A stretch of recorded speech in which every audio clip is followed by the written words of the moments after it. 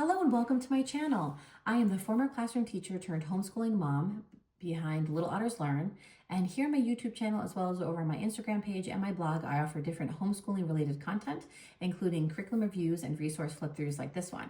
So today I'm sharing a little about these vintage books that we use in our homeschool. I will just mention at the beginning that you have to be careful when you're using vintage sources. This one was written in 1933. This one was in the 60s. Sometimes there is this kind of like traditional or stereotypical narrative that can emerge from them in some of these books, like, the mom is always at home with the kids, dad's always headed off to work, which, maybe that's what your family looks like, maybe it's not. There can be in some of them, I noticed in some of the vintage math curriculum, there can be this, stereotypical, some people would call it stereotypical, I would say more like derogatory language pertaining to certain groups of people. Obviously with a text this old, you want to be really careful that there's no language that is racist or sexist or anything like that. So screen them, of course. But I have to say that we have really enjoyed these, despite being, this one is almost 100 years old. The simplicity of the language has been something that has been very kind of peaceful and enjoying and cozy. These are definitely like snuggle up on the couch and read books. So I'm just going to share some flip throughs of them and explain how I use them. Let me start with this one. So this is called the I Wonder Why series. There's also I Wonder How, but I've never seen any of those books in person enough to flip through and speak of them. But these are science stories for young children. I read this to actually a toddler, and the toddler really likes this. The older children do sometimes to, listen in. It's a very simple introduction to science. It's mostly nature-based, so we're talking about the seasons, the weather, animals, plants, the sun, moon, and stars. I think this would be nice for any, very gentle, maybe kindergarten, first grade science curriculum. The illustrations are very simple, but kind of nice and cozy. And it's written in a narrative format. So there's usually like a couple characters that are just kind of talking through, like if you were to go on a nature walk, for example. So the dialogue is all about, asking questions, the adults asking questions, and the children are pointing things out. So this is going through the seasons. There's mom. There's mom in her dress and her gardening gloves. Whatever. It's vintage. It can be very sweet. So yeah, we have enjoyed these. You can find copies on eBay or thrift books, maybe in your local thrift store. Some of the illustrations are more like diagrams. I'm trying to find one. Honestly, my toddler can identify different types of leaves and different types of birds. I would say mostly from reading this book. There's some pictures and a series of questions that are asked in this.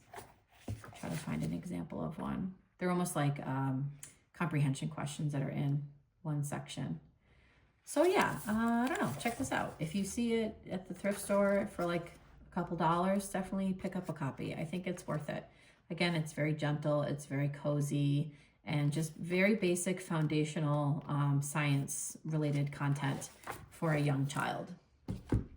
Okay, these are all written by the same author, and they were originally part of this like I Can Read, almost like like the I Can Read series that we have today. Every single publisher has their own version.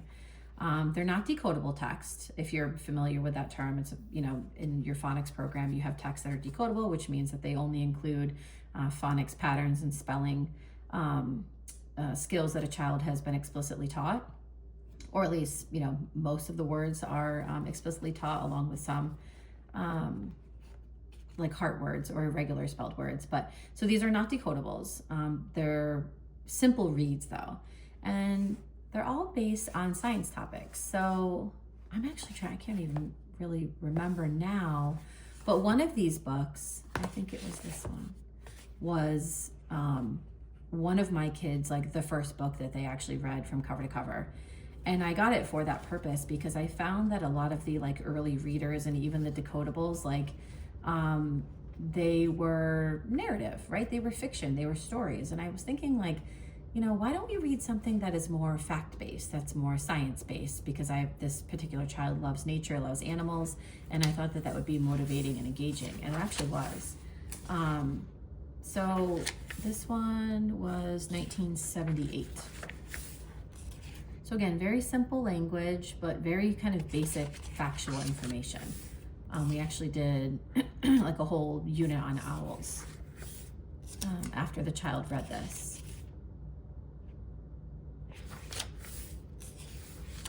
Yeah, just kind of like, I don't know, simple, not flashy, literally the opposite of like computer-based, app-based learning to read.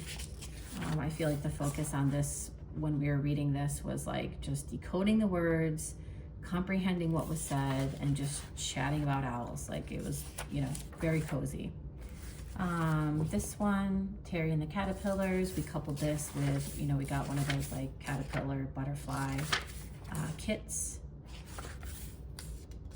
And again, it's that narrative form. There's like a couple characters, they're having a chat. They go to school, there's mom.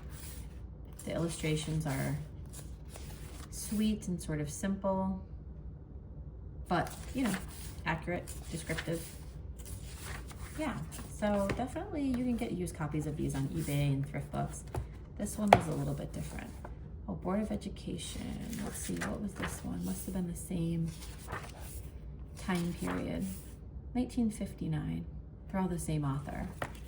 So this is about this kid. He actually is doing like, he's kind of testing out like what the seeds will grow into. And that basic idea that like, if you plant a seed, it's going to grow into the same plant that produced the seed. It's a very basic foundational science concept that we sort of take for granted. But this book did a really good job of, sort of teaching that concept. And then here's Greg. Here's Greg and his microscope. We like this one too. I think you get the idea. I'll find out the year for this one. But check out this author, 1963, Millicent Selsum, Millicent E. Selsum.